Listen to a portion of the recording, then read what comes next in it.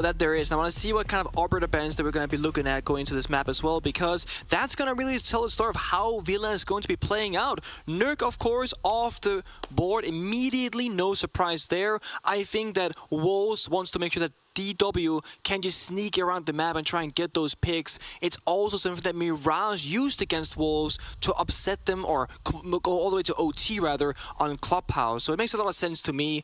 Thatcher, stable, good old story. We don't want those EMPs in the game, even though we still have secondary EMPs now. They're not as effective, and therefore they're not going to be as good. Asami off the board. Again, most banned defender in the entire game across all regions. It can just really shape up every single bomb site. It's so hard to attack against unless you bring, for example, a Flores to deal with those keeper barriers. And then Valkyrie. Good old information game is always important, and therefore we're going to go in a little bit more blind this time around. Literally. Literally. It's also why Echo and Maestro's pick rate, by the way, for this tournament has seen a kind of like a rather large rise, because Valkyrie is banned very frequently, but he's still on Intel. Therefore, Echo and Maestro is next in line, besides bulletproof cameras, etc., which some defenders have access to. Intel is the name of the game for both the attackers and the defenders. The best tool that attackers have at their disposal is not a sledgehammer, it's not an exothermic charge, it's a drone, and every single operator gets 2 of them. Actually, Twitch gets 3. Because you spawn with a default and have 2 Twitch drones when you spawn. So technically that's false. That's probably super annoying to deal with. And I'm not sorry about it. Almost every single defender or attacker rather has 2 drones. Oh my god, nobody cares. I think it's important that to be accurate. You know why she spawns with a regular drone? Why? Because if she gets 6th picked, then there's not a Twitch drone on the field. Yeah, but she still has 3. The reasoning doesn't matter, does it? Imagine you put it down a Goyo canister in her face and you get sapped and you die and burn. You are being pedantic and I hate you. That's a new word for me, pedantic. You are being pedantic and I hate you. It doesn't sound like a positive word the way you announce it. No, you are being needlessly difficult and needlessly specific. Okay. And it is argumentative, and I do not care for it. People understood what I was saying. Yeah. You get 2 drones. Oh my god. We are already casting a match where they are both called Wolves. I know, I'm just adding to it. Add to my mental fatigue already. I cannot believe this. Either way, the point is that Intel is the name of the game. I can't believe I got so dragged off the topic by you because of that. Anywho. I like to point out that we got Sledge Shotgun, round number 1. That's abnormal. And we got Amaru, which is not super abnormal, but it just goes to show that DW, they're here with these, what we call like APAC chaotic rounds, where things don't necessarily make sense, but they work. See if they can do it. Tough start. Oh, Reaps is gone. Heralded as one of the best additions to any roster in APAC. Had a very rough first match. Showed up a lot better against Mirage. In round number 1 on Amaru. Not exactly the first result that he wants. There's still over half the round to go, and you've lost your supposed star player. It's not great. And it was a relatively easy pick for Wolves too, and Bibu doesn't lose anything in the process. I will say, starting on attacking side on Villa against Wolves is one of the hardest challenges I think you can really be up against, because the map favors the defense. Wolves, they're always scattered across the map and they play so aggressive, especially Mowgli, who we just spectated. He will take every single fight. If he hears a footstep, he swings it. If you shoot back at him, he'll pre-fire you back. And it's hard to maintain composure as DW because it feels like you're always under so much pressure for potential peak. Now the phone call comes out. Audio works too. ED walks in, and that's the first pick for Dire Wolves, DW. Bibu, who ended yesterday as the 3rd highest rated player at the Major, 29 kills. By my count, that is actually the most kills out of any single player on the first day, so kudos to Bibu for getting those. The fact that he is down, at least he got a single kill around. That's not bad for Bibu with that early pick on Reaps. But again, he knew the engagement was coming. He wasn't prepared for it. Lost the fight. P4 gets soufflé as Dire Wolves push. Works out, actually. Pecan with the shotgun in hand. Outduels P4. And just to speed himself up a little bit, that secondary goes out. The problem with this Sledge having a shotgun is that you need to be at close range. And if you have unpredictability of Wolves, you won't be able to fend them off. And Wolves double up on kills, leaving ED as the last one standing. Lots of munition, 47 bullets still in this gun, but you got 5 seconds to use that bullet hose, and you're not going to be able to do it. No, stopped by Shinka at the last second. I didn't know if the Wolves were going to let the Dire Wolves live, but either way, the European Wolves are the ones who get round number 1. I want to see how DW can approach this map strategically, because as I said during the map ban phase, it comes down to how you execute, really. You can't just walk in on Villa and expect success. It's not like Clubhouse or Bank that's a lot more accessible to just walking on in. When you see both sides of the map right now, you got the study balcony, that's a tough position to enter because you got all those crossfires, top main, AVG door, etc., soft wall on bomb side. On this trophy bomb side, let's say you go master bedroom, you can't just jump in a window and comfortably be in there. C4s from below, astro pressure, deployable shield, can be a soft wall and a triple wall as well. A Rise currently is going to reinforce it. So you have to really pick apart the defensive setup. That comes down to how you utilize your hard breach. Most notably, the Hibana or the Ace, the ranged breach that is. How do you deal with the mute jammers, bandit charge, or kite claws on the wall? Do you grenade them? Do you play secondary AMPs? Once that wall is opened up, which operator are you going to bring to then brute force the bomb side? For example, ED right now on the OSA. That's a great operator to try and get that diffuser planted. Another honorable mention is operators like Glass or Ying or Capital. And right now, they're doing a good job at bringing what they need to pick apart this round. Secondary AMPs check, grenades check, ranged hard breach check. Now comes the challenge. Are they going to make the right decisions in the right order to actually successfully get there? Wolves are playing a below extension, so master bedroom itself is relatively safe. Doesn't mean though it's going to be any easier. You still need to do it correctly. Really like how much we've been seeing OSA played, by the way. Changes to the meta have opened the window for this operator to come in, not requiring explosives all the time. And the other big change that shook up the meta most recently was to LMGs. Finka's pick rate bottomed out. Zofia has been missing for a lot of these rounds. I guess being brought, but Ash and Sledge have been your two primary soft breachers as of late. You've also got Iana if you need. Buck has appeared again. There's good diversity with soft destruction because you don't need to triple up on it. It gives you that flex spot for your Dokkaebis, for your Capitaos, for your Osas. And even yesterday we saw a bit of Sens. Now Pecan is going to meet Bibu head on, and with roughly half of the round played out, Bibu gets the first pick for Wolves, a second round in a row. You see here, ED's got that first talent shield down and gets a kill as well. C4 goes out, does a ton of damage, rather than an impact grenade, should I say. And all of a sudden, chaos, it unfolds. Very swiftly do we see the kills start to come in, but they all favor the European squad. Leaves just Jackie Wu and Souffle for Dire Wolves, one of which is in the building, the other one not quite close. And despite Souffle's proximity to the A-bomb chassis, it's not quite as close as you think, because walking through that door can be to your doom. Rise will greet him. Flash goes out. Bibu also has the cross. Rise taking some serious damage, actually losing the fight, but Bibu has his teammates back. Picks up a third on the round, leaving Jackie Wu in a similar spot. Rise being forced out of this position gives Jackie Wu entrance to that room, and he takes out P4 before turning around. And if Wolves cannot take this engagement, then Jackie Wu can isolate them. Bibu needs to be the hero for Wolves, looking for kill number 5. 4 on the round. Jackie Wu by the bomb chassis. E1D done, but it's Bibu with ice in his veins to give Wolves their second round in a row.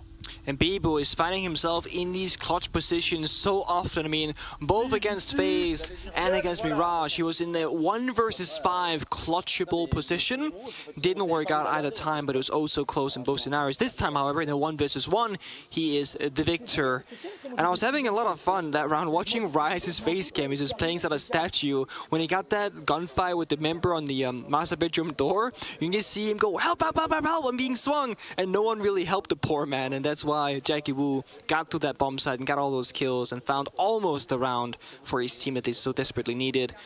It's 2-0 in favor of Wolves. I don't know if this is a tactical or technical timeout. I can't actually tell, but Lilun is talking, so I'm going to assume it's a I'm going to imagine DW timeout. DW timeout seems to be correct. I mean, we're looking for confirmation, but Direwolves obviously not getting the start that they wanted through these 2 rounds. Round number 1 seemed to be a bit evenly paced at the beginning. Second round all fell apart very early on. The push from Direwolves looked like it wanted to tackle both trophy and statuary evenly, but the manpower that was dispensed by DW towards the trophy component got rebuffed very quickly by B. Yeah. So you're left with 2 players, one of whom is kind of floating in this no man's land between the 2 bomb sites, the top of landing, the other sitting behind the Osa shield inside a master bedroom. And at that point, you have to try to isolate picks, which Jackie Wu almost managed to do and ended up in the 1v1 against Bibu. But at that point, I mean, what are you going to do? Bibu is in a much better position than you are. You being on attack, having that DMR, your rate of fire is not going to be as strong, but the damage that you do is going to be good. You have to get the objective down. The clock is working against you, and you don't have the good information that you need, whereas Bibu seemed to understand that, hey, the focus is going to be on statuary, not on trophy. I can play from the other side of the room and just waste as much time as possible. It's the advantageous spot for him to be in. It's the benefit of being a defender. And it works out in favor of Wolves. Significantly harder for you as an attacker to pull that one off. Direwolves know that. They use their timeout to try and level their heads and get back into this matchup. Also, one thing for DW last round is that Pican was top red stairs, just about to flank inside of trophy, and that he would have gotten 2 kills lined up for him. And as he saw the first member of Wolves, Bibu flanked him and took him down instead. And if that had gone differently, I do think that DW actually had a really good opening to that round. And I do also think that the opening kill, whichever team gets it, has a significant advantage based off how these 2 teams play. Mirage, when they fought against Wolves on Clubhouse, that's how they were forcing their way into the rounds. They were getting opening kill, playing 5 vs 4 advantage, and that's when the Wolves were bleeding out slowly. But DW right now, they've lost opening kill both of the first 2 rounds to Bibu. Now this round, Bibu's on pulse on the bomb site giving information. This could be the way forward for them to fight other members and hopefully win that initial gunfight and then get that initial advantage, and then they're in a great position. Speaking of 3 drones, Twitch is being brought out by Jackie Wu.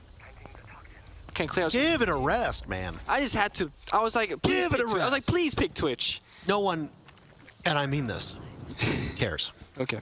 So. I am no one now. That's. Nobody cares. Oh, cry about it, loser. They did it. They did it. Shinka's been downed, by the way, and they might be able to secure they didn't do here. Can Pecan use that explosive to his advantage? Shinka will bleed out, but it'll leave that trail that they'll be able to drone and find and discover.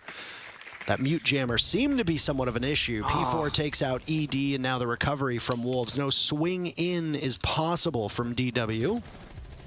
Down goes Jackie Wu, but Reeves has suddenly found an opening and 2 kills to his name, but Mowgli says that's quite enough of these shenanigans.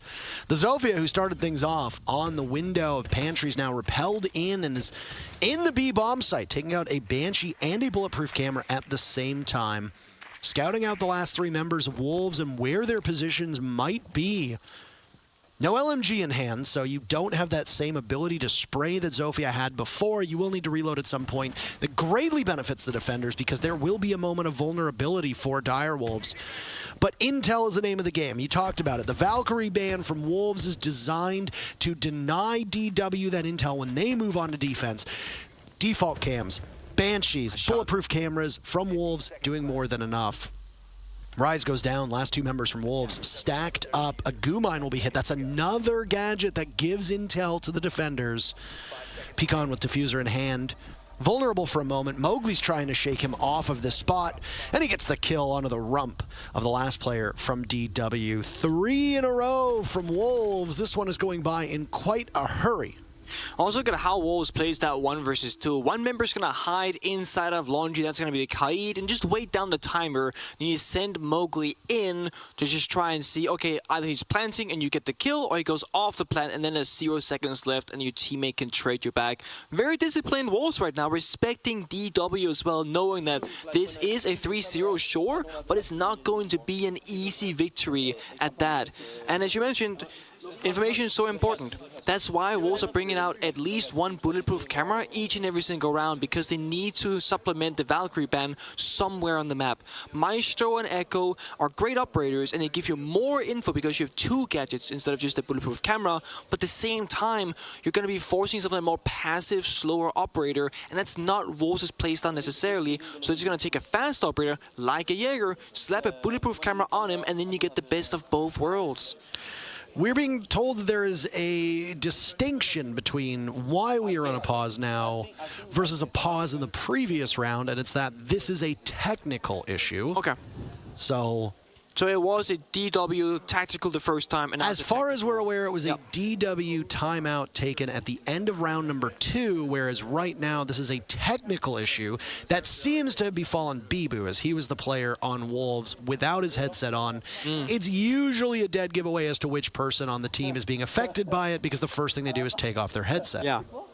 I want to point out that whenever Wolves are having either technical difficulties, so they're losing rounds, whenever the camera shows Mowgli and like Mowgli like talking in general, he's always laughing, smiling, and pointing towards the sky every single time. And there's been this debate in the North American League where when Yeti went from Sonics to Space Station Gaming, both teams are of course here at the Sweden Major, a lot of people are saying, well, is Yeti an upgrade on Space Station? Is that going to be the player to make the difference and to win games? And a lot of people go like, performance-wise, he's a great player, sure. But what Yeti brings is also that, we call it the vibes, right? You're always going to be bringing up the motivation, you're going to be inspiring your teammates, and you're really going to keep people focused on the task at hand, which is each and every single round is all we care about. This is a family show. Yeah. Don't blow kisses. And that was too far, man. We saw Eminem yesterday. They were down 2-6 against Cyclops, and yet Eminem still, spoiler alert, made a comeback 6 rounds in a row. And I think it was Tyrant on Twitter that said, oh, the moment the score went 3-6, I knew we were going to make that comeback. Because they just took it round by round and they believed in each other and the possibility of a possible comeback. So I actually had breakfast with the Eminem folks this morning, or at least some of them, not all of them. And I obviously asked about the matchup against Cyclops yesterday, and they said, well, there have been times before where we have been down in a 2v6 or a 1v6, etc., and we've always come back, especially on Chalet, a map that they have never lost since their inception as a team. And I was like, of course, you're down 2-6, right where you want them. You got them exactly where you want them. And they kind of chuckled, and they said, no, but in all seriousness, we did expect to come back. And I know that we talk about vibes a lot, which is this superfluous thing. It's talked about in a way that you can't actually quantify what vibes means. But there are times when a team will make a roster move that at face value looks a bit strange, and you say to yourself, okay, why would this player whose stats are quite good be removed from the team? Which leads usually the public to go about on Twitter and say, you know, so-and-so was not the problem.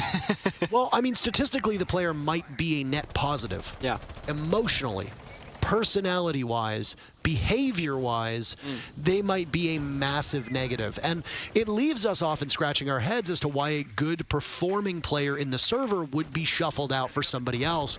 But if you are constantly complaining, if you are constantly bringing the team down, arguing, fighting, and they can replace you with somebody who's going to be positive, or will keep a level head, or can, quote-unquote, keep those vibes high. There it is. Then you're going to be adding to the team in a way that the other player didn't. And I will say, both of these teams, they seem to have players that can keep that mentality high. And that's obviously very good, especially when the going gets tough. It absolutely is, and the thing is, even work ethic is important, right? How many hours do you put in theory crafting? Because when you look at a good team and a great team, it's what you put in outside the server when you think about the game and how to go about it. We can tell right now, Wolves, they're holding strong on main stairs. They got that theory craft out. They want to stick to their ground. P4 goes to the flank from 90 Hatch, gets shut down immediately by Reaps. DW getting that opening pick. Reaps was phenomenal in that 2-piece that he got in the previous round when attacking Kitchen. But this time, You're going to have to get a little bit more than that because things for Dire Wolves are looking, pardon the pun, a little dire. Look at Jackie Wu and look at Pecan's HP. Even Reaps has lost a little bit of it. This is where Afinka actually came in exceptionally handy. And while the wounded members of Dire Wolves persist, the full HP of Souffle is eliminated, and that's also your hard breach down, and now Reaps will follow. This is a very common angle that Rise is playing. You should be prepared for this. Upstairs, looking down onto the stairs. Quickly on, a nade from Jackie Wu dispatches Mowgli. Wolves have found themselves on the same level as Dire Wolves in a 3v3. Diffuser is outside of study balcony. Pecan only member there. If he falls, Diffuser is absolutely gone for DW. ED and Jackie Wu red stairs and inside of trophy-ish area. They're going to push forward. They can't breach the 90-volt wall. Rise going to be in a very strong position here to hold the fortress down. Shinken, no Toxic Babes, 1 HP, no C4. If DW can get that diffuser delivered to top red, they could actually go for a plant, and Wolves have no real way to deny it. I mean, I'm assuming that Shinka has the shotgun. And on this bomb site, that shotgun can be so handy. DW bursting into the bomb site, diffuser in hand. Pecan should be able to get it down as Wolves scramble in the post plant. Taking damage in the process. Bibu on a flank. He takes out ED, and Pecan has gone to Shinka as well. It's all up to Jackie Wu. Outside on study balcony. He's got an eye on that diffuser, but the problem is that where it's been planted, the vault door will be your enemy. It works to get the diffuser down, but if everybody else gets pounced upon and you're last one left, where you put that diffuser is going to actively work against you. That's exactly what happens. Jackie Wu cannot get into a position in study without getting beaten. And it's Wolves up 4-0 now. The difficult part about planting on Aviator Games bomb set that we just saw isn't necessarily getting the bomb down itself. It's what do you do afterwards in the post plant. If you're a buck, you can go down below possibly and do some vertical destruction if people try and defuse. But generally speaking, in that scenario, if you're Jackie Wu, you just can't see the diffuser. You just can't. There's the vault wall blocking line of sight. You gotta walk in through study. There's crossfire, so many angles. You have no information. So the post plant is almost a bigger enemy than that of the plant itself. Of course, you can argue that if you fight for the man advantage, let's say that DW, they're 3 versus 1. Your post plant is very strong because you have crossfires. But in a 1 versus 1 or a 1 versus X, it becomes so much more difficult because you can't see it from a safe location. Looks like DW might change up their game style and their pacing right now, because look at those attacker repicks. We see a Munty on the board as well as an Hibana. Likely gonna go for the room clear option, but of course you can't go master bedroom as well. Normally when you see a Munty, you're gonna go study balcony and go all the way through the map towards the bomb site. But, as I mentioned, you can also just go master bedroom balcony immediately. And because Munty can walk around safely with that shield, you get yourself a lot more cover in throughout master bedroom. You can start enabling that plant easier, like ED tried the previous time with the Osa. Although, as we all know, that didn't quite work out in their favor. I don't think the Osa was the problem. No, it wasn't the problem. There, yeah. But the Munty is almost like a safer option there, because you can't just impact grenade the shield. Does he fall the shield? Munty will stay alive if you do that. He doesn't care. Well, you've lost Reaps yet again. First casualty for DW. Mowgli, the one to get it. Wolves, the European team, have been just a smidge better than Dire Wolves at getting these first picks.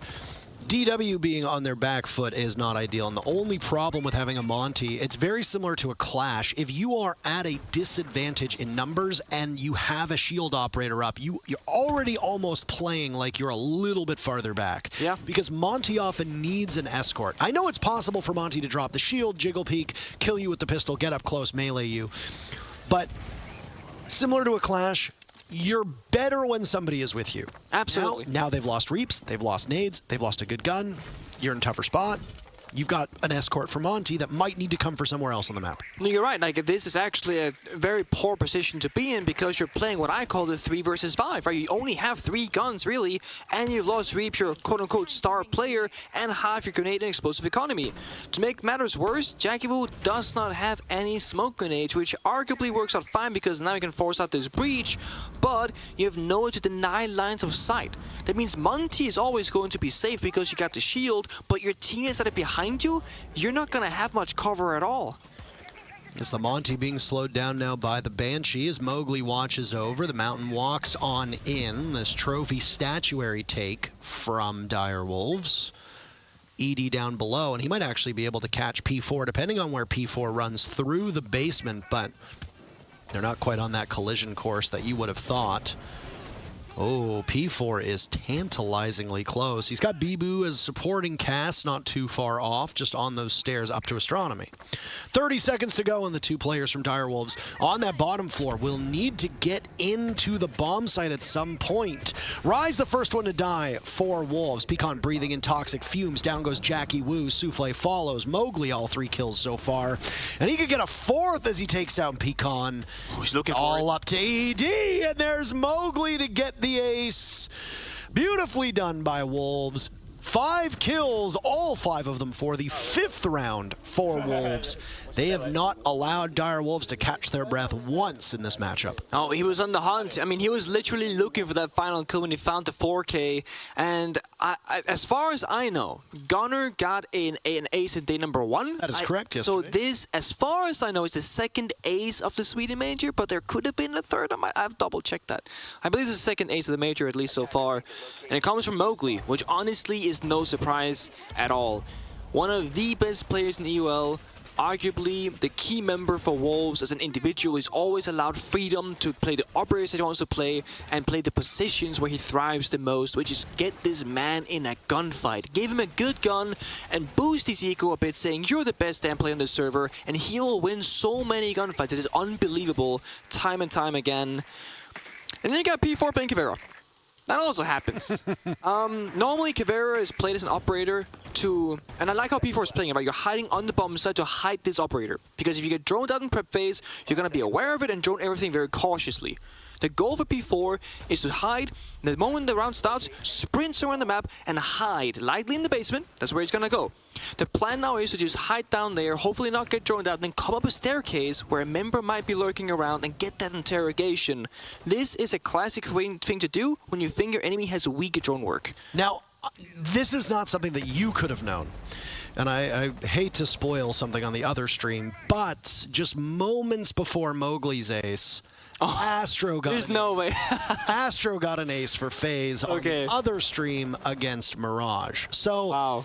Yes, we look like Gunnar, Astro, Mowgli right now in terms of the players that have gotten aces thus far. And I want to give a shout out to our observer, Easy, for giving that information to us. Thank you so much, What a Easy. nice guy. John, if you're watching this, can you just type thank Mr. Easy in the chat? That's all I want from you.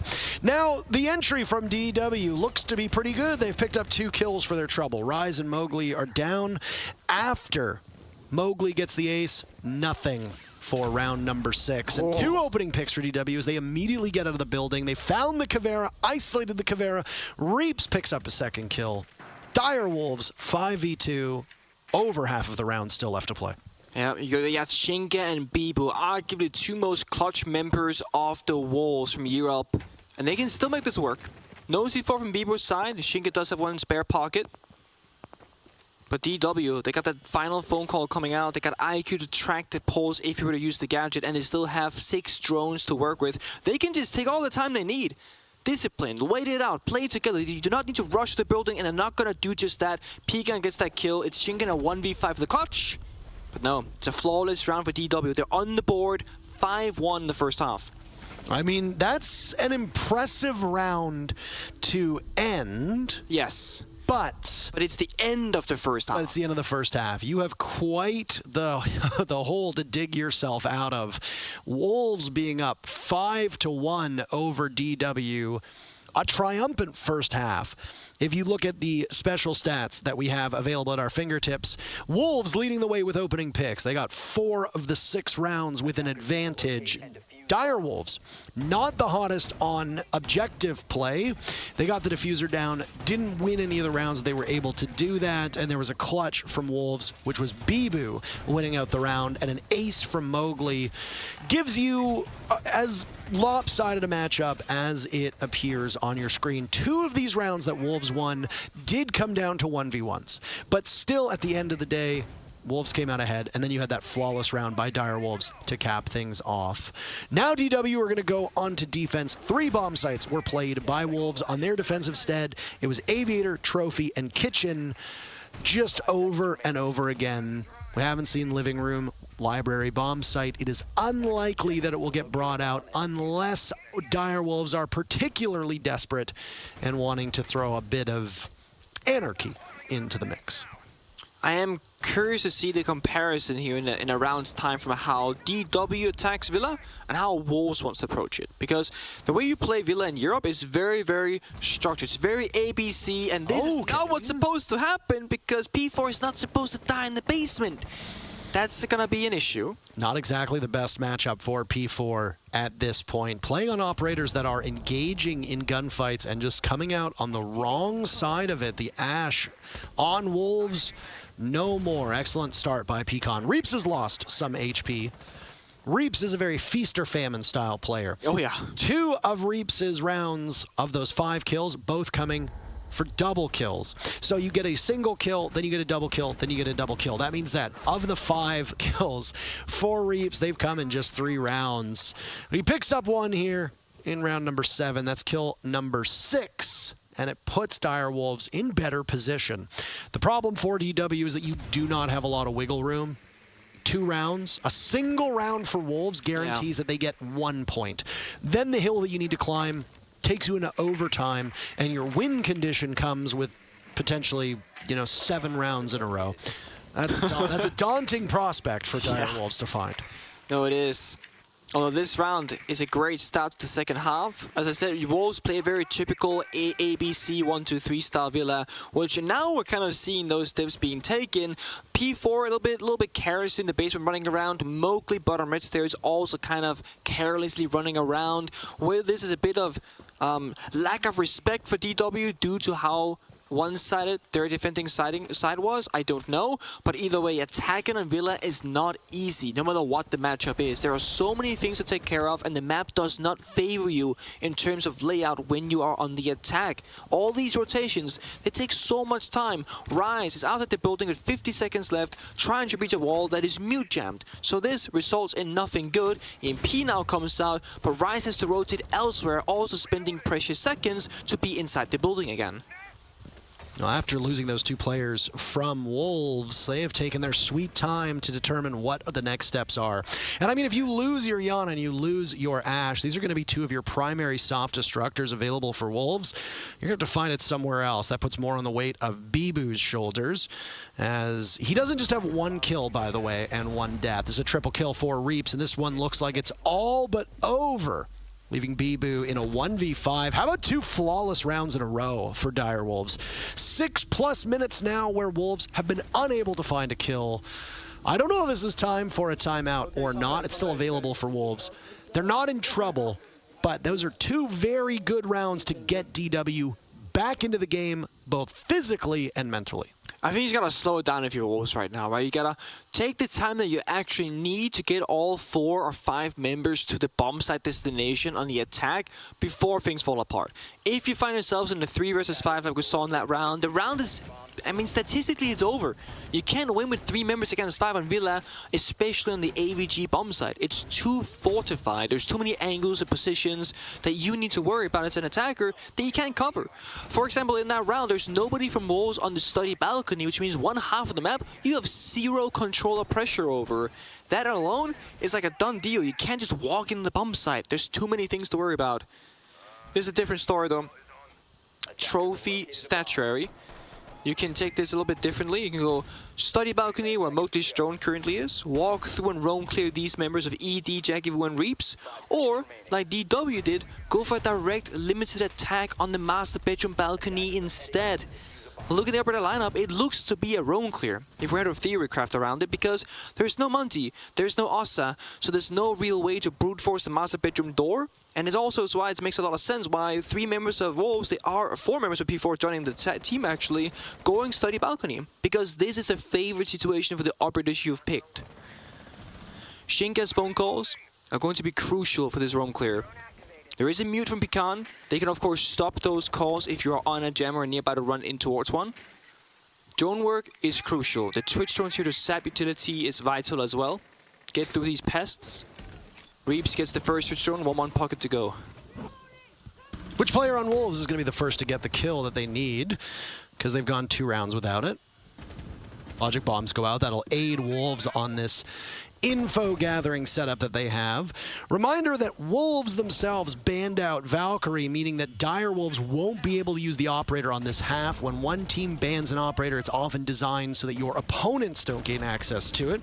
That means that Direwolves banning out Thatcher is designed to hurt Wolves on attack. Is it the reason for their deficiency? No, not at all. After 2 rounds of not being able to get on the scoreboard, Wolves crack open round number 8 with 3 very fast picks.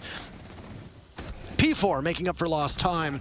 Wolves' advantage continues to grow as teams slaughter each other, leaving just Pecan for Direwolves against 3 from the European team. Nitrocell hawked out in desperation. Doesn't do a single point of damage to Wolves. Diffuser in the hands of Shinka going down right now. Mowgli and Rise will cover as Pecan needs to get back to the bomb site. Mowgli doesn't permit it. That's match point for Wolves.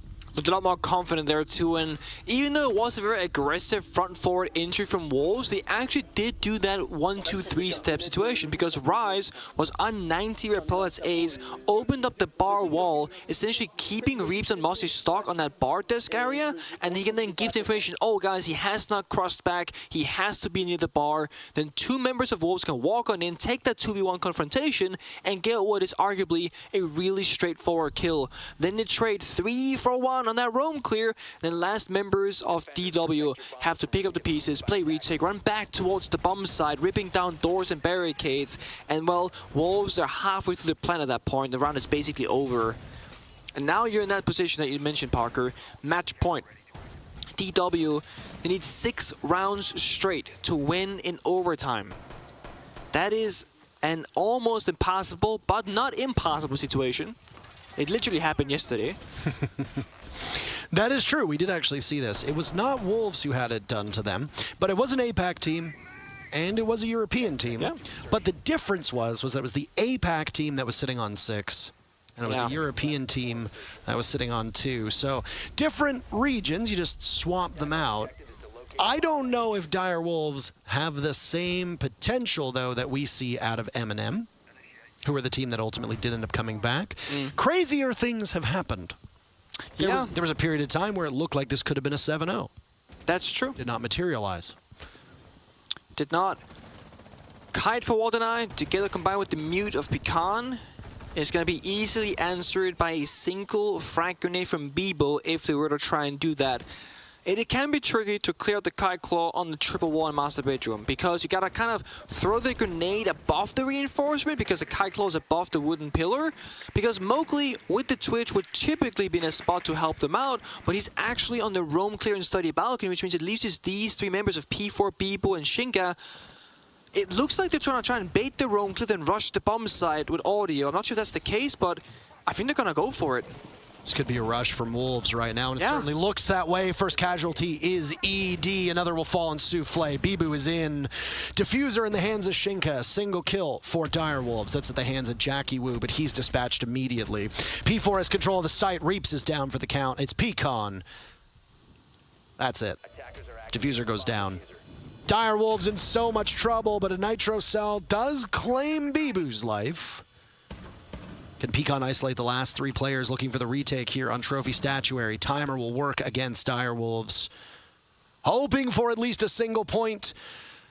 Pecan and Wolves side by side. It's P4 to get the final kill. 7-2. Wolves allowed Direwolves to get back into this matchup. And I gotta say, 2 rounds that are both won flawlessly is pretty nice, but that's the only bright spot for Direwolves in this match. The European Wolves get all 3 points in their game and prevail 7-2. And I love how they ended up that match for Wolves. I mean, it was so beautiful to watch top down. We see Mowgli baiting for his life with drones and shooting barricades, etc. And the members of DW, they took the bait. There was 2 members over there, almost 3 actually, dealing with Mowgli. And you just wait with Shinka, P4, and Bibo on the balcony for 30, 45 seconds. Punch the window, rush on in, Rise with the perfect timing, came onto Astro window rappel, and granted them the opening towards the bomb side. It was so explosive, but it was so methodical at the same time. Beautiful to watch. DW gotta keep fighting on later today. But Wolves, they look like they are here to stay, together with FaZe, of course, both being top of their group. No. Well pointed out, and Wolves Very, very strong. The other matchup that's going on in this group, FaZe versus Mirage, I am keen to see what the scoreline is for that, because Wolves want an opportunity to stay on top. There was potential to throw some upheaval into this group. It doesn't seem like that's the case. The two teams, both FaZe as well as Wolves, who came in as the presumptive favorites of the group, despite the fact that Dire Wolves were tied with FaZe Clan in second place in this group. Looks like they're doing quite well today. That's it for this matchup. It was a quick one, a very brisk affair between the two teams whose names could have confused you. I know they confused us a few times. We're going to toss to a break, and then we'll come back to talk about what exactly happened in this matchup. We'll see you in just a few minutes.